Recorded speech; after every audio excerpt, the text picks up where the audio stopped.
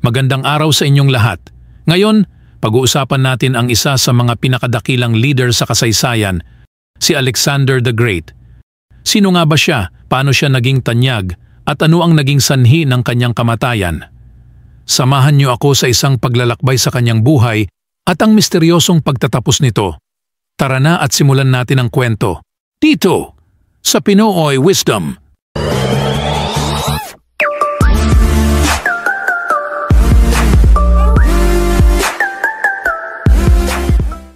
Unang-una, kilalanin natin si Alexander. Ipinanganak siya noong Hulyo 356 BCE sa Pella, ang kabisera ng Ancient Macedonia. Anak siya ni Haring Philip II at Reyna Olympias. Mula pagkabata, pinalaki si Alexander na may matinding disiplina at edukasyon. Ang kanyang guro, walang iba kundi si Aristotle, ang tanyag na pilosopo. Sa murang edad pa lamang, nakitaan na siya ng kakaibang talino at tapang.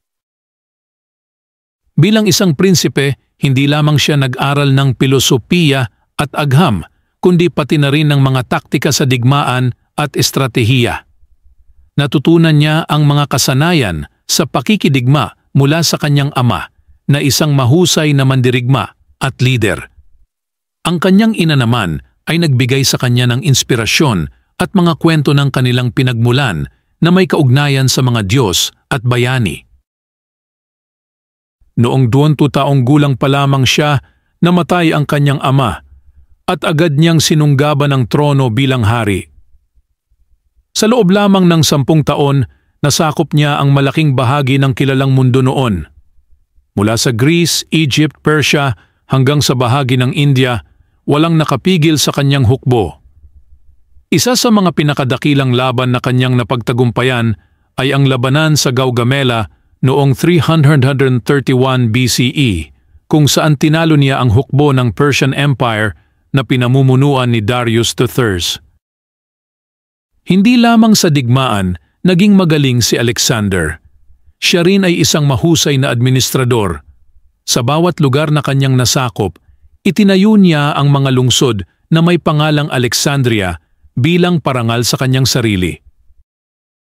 Isa sa mga pinakatanyag dito ay ang Alexandria sa Egypt, na naging sentro ng kultura at kaalaman noong panahon na iyon. Ngunit hindi lahat ay maganda sa kanyang pamumuno. Isa sa mga pinakakontrobersyal na pangyayari sa kanyang buhay ay ang pagpatay sa kanyang pinakamatalik na kaibigan at general na si Clytus. Dahil sa labis na kalasingan at init ng ulo, nagawa niyang saksakin ito sa isang pagtatalo. Marami ang nagsasabing nagsimula itong magdulot ng pagbagsak ng kanyang moral at katinuan. Isa pa sa mga kontrobersyal na desisyon niya ay ang pag-aasawa sa mga prinsesa mula sa nasakop niyang mga kaharian tulad nina Roxana ng Bactria at Stateira ng Persia. Ito ay upang palakasin ang kanyang kapangyarihan at upang mapag-isa ang kanyang imperyo, ngunit hindi lahat ng kanyang mga sundalo at general ay sumang-ayon dito. Ngayon, dumako tayo sa pinakahihintay na bahagi, ang kanyang kamatayan. Noong 323 BCE, sa edad na 32, bigla na lamang siyang nagkasakit sa Babylon.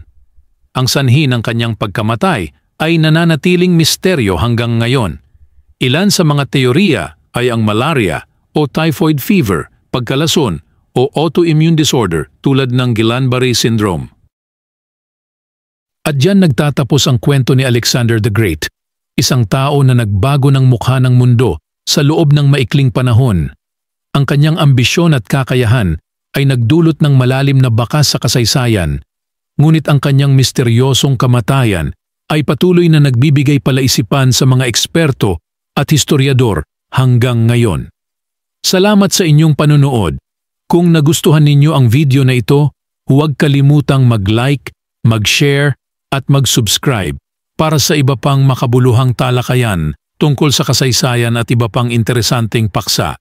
Paalam at hanggang sa susunod na video, dito sa Pinoy Wisdom.